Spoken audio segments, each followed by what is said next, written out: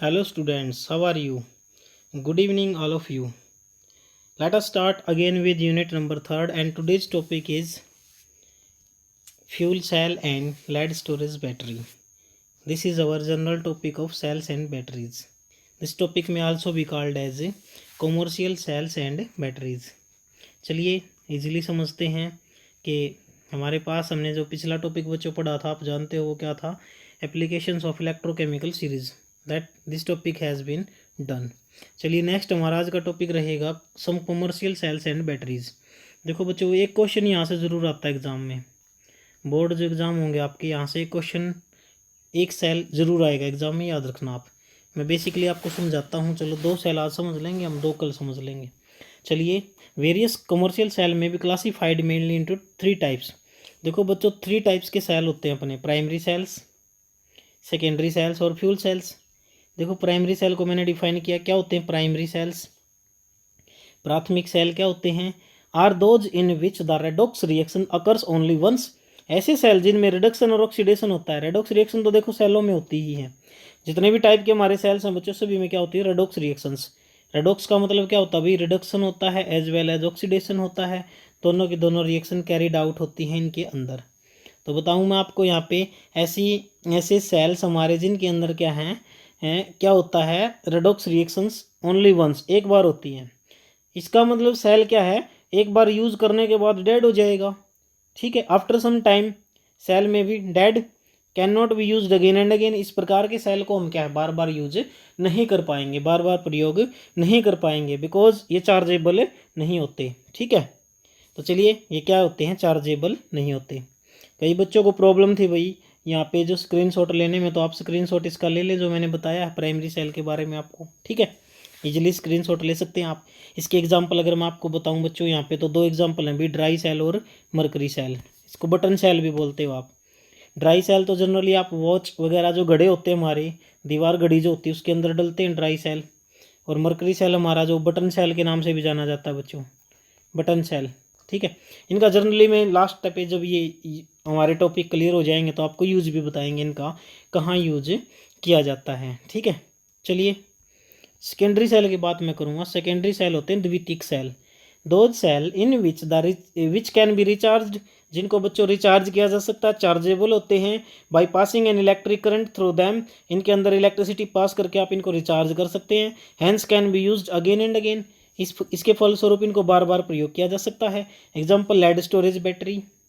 Lead storage battery means बच्चों बताएंगे आज इसके बारे में, कंप्लीटली डिस्कस करेंगे। एग्जाम में आता है, बहुत ज़्यादा पूछा जाता है। जो घरों में इन्वर्टर होता है बच्चों, इन्वर्टर वाली बैटरी वही होती है हमारी लेड स्टोरेज बैटरी, क्योंकि उनके अंदर लेड इकट्ठा होता है। 6 प्लेट होती है हमारी उनके अंदर, और 6 की 6 प्लेटों में क्या है बच्चों, लेड स्टोर होता है।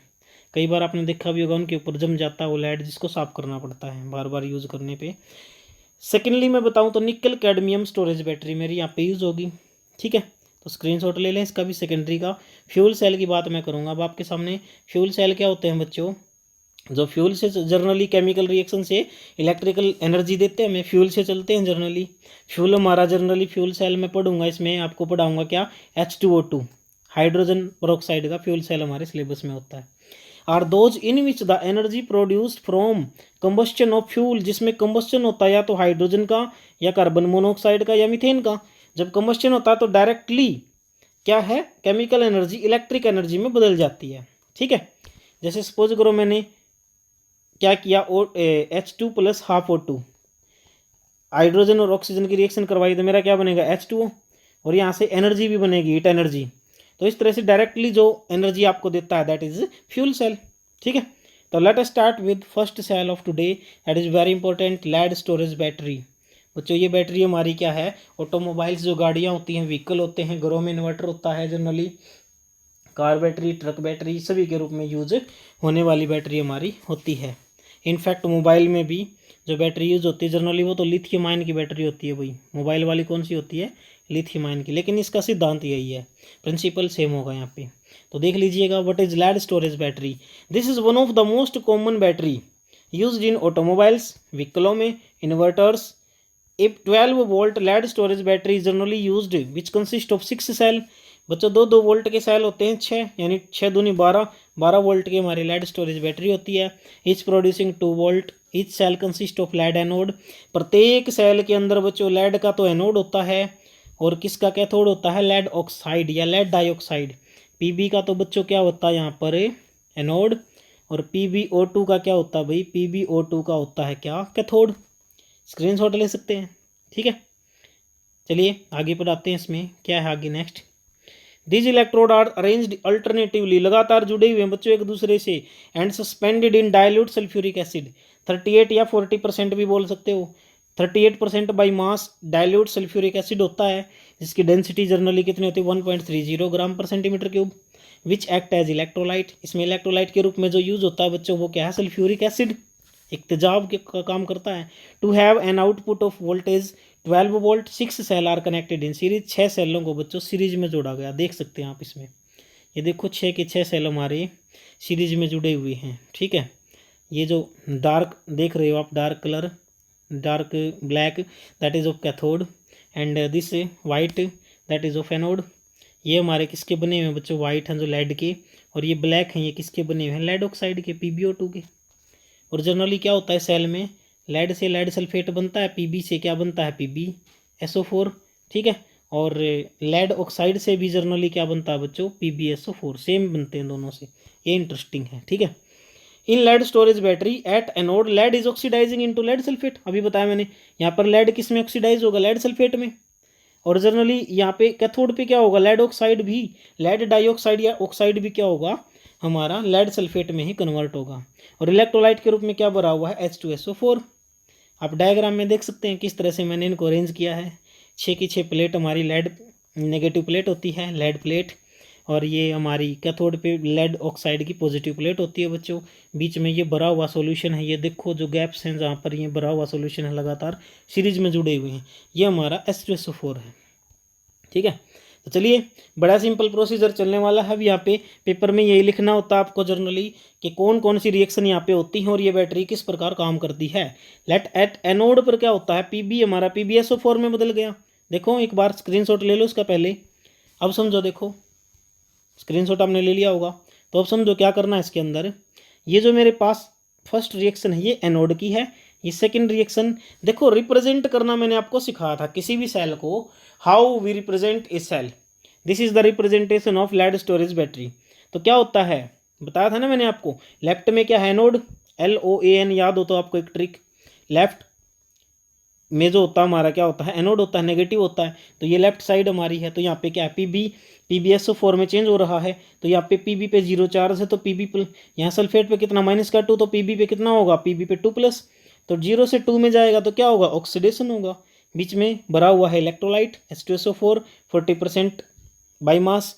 अब देखो जनरली यहाँ पे क्या PbO2 कितना चार्ज है Pb पे, देख सकते हैं आप, ऑक्सीजन पे -2 होता है, तो -2 -2 -4 +4 चार्ज यहाँ पे ऑक्सीजन इस पे Pb पे है, तो Pb पे +4 है, और यहाँ Pb पे कितना है, सल्फेट पे -2 तो +2 होगा, +4 से +2 गया, बताओ क्या हुआ, रिडक्शन, कम हो गई ना।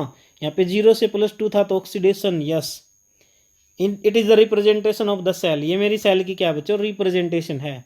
तो मैं बताऊँ आपको डिटेल में बताता हूँ, चलो 1 बाई 1 रिएक्शन। ये तो था रिप्रेजेंटेशन ऑफ द बोल सेल। अब हम एनोड पे रिएक्शन देखेंगे। एनोड पर क्या होता है, ऑक्सीडेशन ऑफ रिएक्शन, यस। तो क्या होगा बताओ, Pb से हम बना लेंगे पहले PbSO4। देखो बच्चों क्या लिखोगे, Pb से बन गया PbSO4, ये बन गया। कब बना होगा Pb से PbSO4, तो Pb से PbSO4 बनने के लिए क्या है, 2 इलेक्ट्रॉन लॉस किए होंगे इसने, है ना, क्योंकि ऑक्सीडेशन होगा तो इलेक्ट्रॉन लॉस करेगा। Pb कितने करेगा, 2 करेगा लॉस। तो जब 2 इलेक्ट्रॉन इसने लॉस किए तो देखो Pb से Pb2+ बना था ना, इसलिए 2 इलेक्ट्रॉन लॉस किए इसने।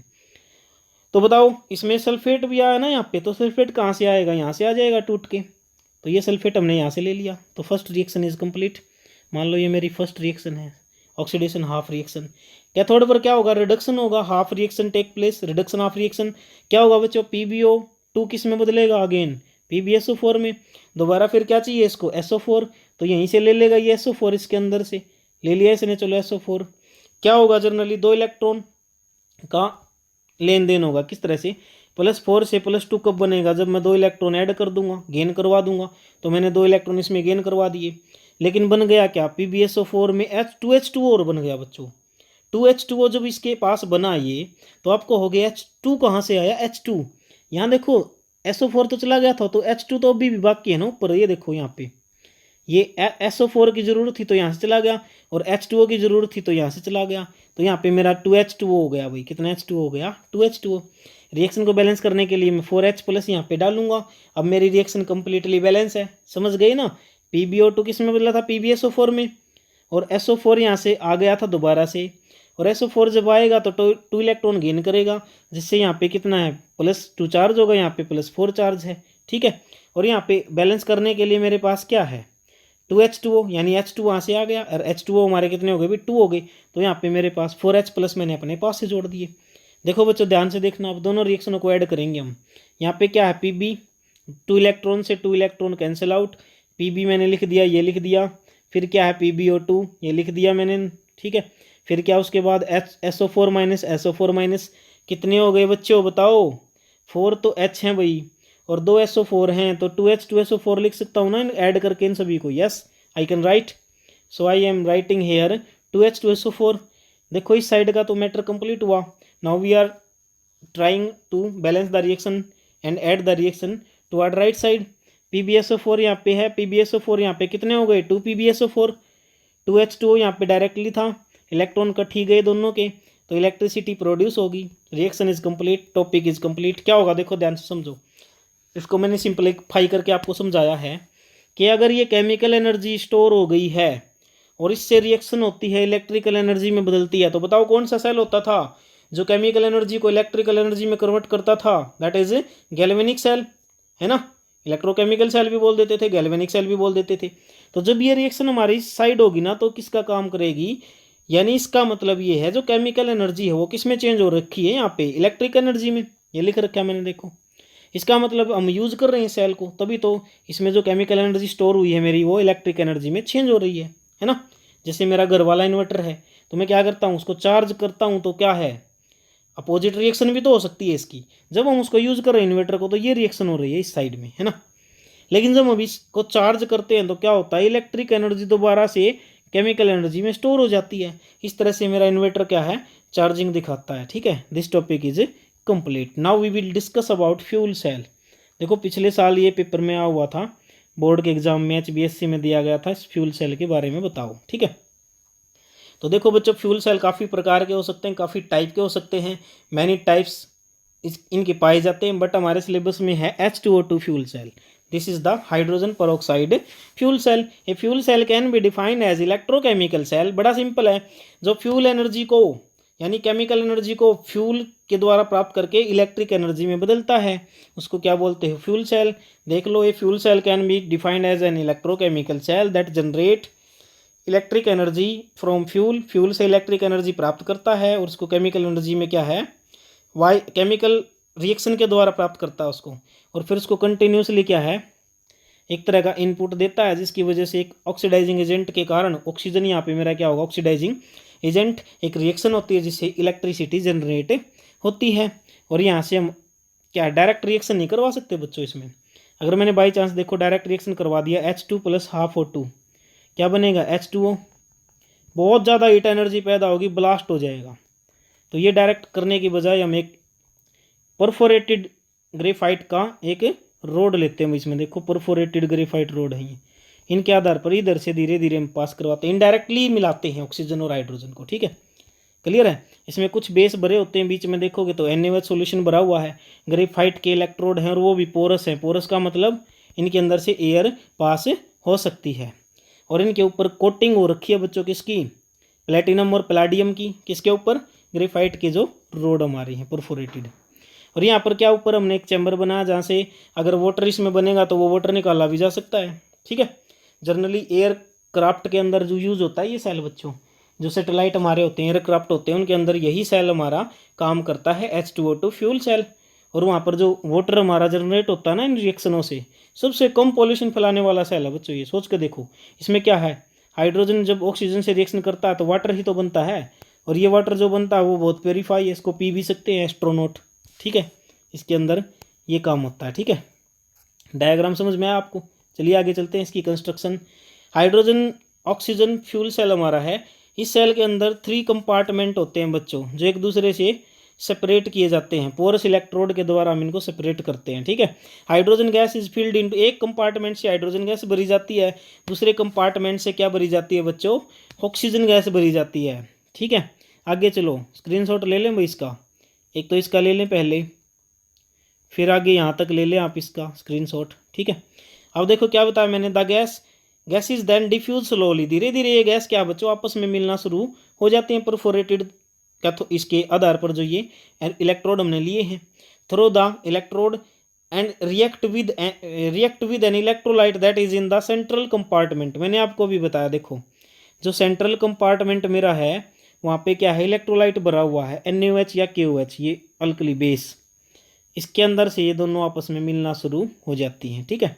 आगे चलिए, उसके बाद क्या होगा, that is in the central compartment the electrode are made of the conducting material. ये इलेक्ट्रोड है ना एक्चुअल में कंडक्टिंग मटेरियल के तो हैं ही, ग्रेफाइट के हैं, ग्रेफाइट है which sprinkling of platinum act as catalyst.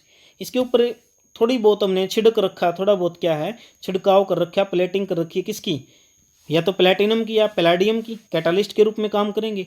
And the electrolyte is an aqua solution of base, बताया था मैंने KOH या NaOH। तो इसमें क्या रिएक्शंस होती हैं आप देख ले, एनोड पे क्या रिएक्शन होगी, हाइड्रोजन किस में कन्वर्ट हो जाएगी, वाटर में, है ना। हाइड्रोजन किस में कन्वर्ट हो जाएगी, H और OH में। और जब मेरी हाइड्रोजन H और OH में कन्वर्ट होगी तो बच्चों क्या होगा, हाइड्रोजन से वाटर बनेगा, तो आप जानते हो ना 2 इलेक्ट्रॉन लॉस करेगा, क्योंकि सिंगल हाइड्रोजन रह नहीं सकता, तो यहाँ पे 2 से मल्टीप्लाई करना पड़ेगा, 2H2O और 2HOH अलग अलग लिख लेंगे हम इसको। अब क्या होगा, एक्चुअल में यहाँ 2OH चाहिए तो कहाँ से आएंगे, NaOH से आएगा, NaOH से OH टूट के यहाँ पे अटैच हो जाएगा, तो ये रिएक्शन बैलेंस हो गई। एनोड पे क्या हो गया, ऑक्सीडेशन, कैथोड पे क्या हो जाएगा, रिडक्शन, किसका रिडक्शन, यहाँ पे ऑक्सीजन से मेरा क्या है दोबारा से क्या बनेगा फिर OH माइनस, और जब OH माइनस बनेगा तो 2 इलेक्ट्रॉन गेन करेगा, तो बैलेंस करने के लिए यहाँ से क्या आएगा H2O, रिएक्शन बैलेंस हो जाएगी। दोनों को ऐड करेंगे हम, देखो ऐड करने का भी तरीका है, ये OH से OH कैंसिल आउट हो गया, 2 इलेक्ट्रॉन से 2 इलेक्ट्रॉन कैंसिल आउट हो गई, क्या बचा H2 लिख लिया, हाफ और टू लिख लिया। यहाँ पे क्या बचा 2H2O है और 1H2O ये है, तो 2 में से एक गया, एक H2O, रिएक्शन इज बैलेंस्ड। और इसमें क्या है, हीट भी प्रोड्यूस होती है, इलेक्ट्रिसिटी भी प्रोड्यूस होती है। इस तरह से मेरा ये सेल काम करता है, फ्यूल सेल। और इस फ्यूल सेल के फ़ायदे बहुत ज़्यादा हैं। क्या, fuel cell are efficient and free from pollution, बहुत एफिशिएंट हैं और पोल्यूशन नहीं फैलाते। Only product in the reaction of fuel cell is water, इसमें जो प्रोडक्ट बनता है वाटर बनता है, जिसको आसानी से रिमूव भी किया जा सकता है, या एस्ट्रोनॉट या स्पेस क्राफ्ट के अंदर इसको पिया भी जा सकता है। तो बच्चों आज का टॉपिक हमारा ने लंबा टॉपिक न करते हुए इतना ही टॉपिक हम करेंगे। स्क्रीनशॉट आपने ले लिया होगा इसका, यहाँ से भी ले लें और इस रिएक्शन का भी ले लें, और ये भी आप कर सकते हो इसको, ठीक है। फिर भी कुछ प्रॉब्लम है तो डिस्कस कर लेना, आपको क्लियर हो जाएगा, ठीक है। तो चलिए फिनिश करते हैं आज का topic. Thanks, have a nice day.